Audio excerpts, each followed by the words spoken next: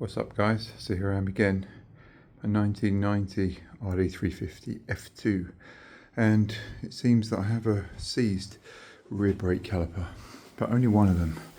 You can see it's a two-pot opposed piston caliper there. So what I've done is, it was quite difficult to get the seized one to come out, so I measured the distance. I pushed the other one right in, the one which wasn't seized, and then I measured the distance and I found that it was almost exactly 29 millimeters. So I've put a spanner on there, and now I had to take the caliper apart obviously to measure all that and put the other one in. So I put it back together and I'm bleeding brake through, and then with this holding here should push the caliper out normally, and that is a way you can de-seize the caliper. After that I've got a new seal kit from Yamaha, available at CMS there now. I'm in Europe here.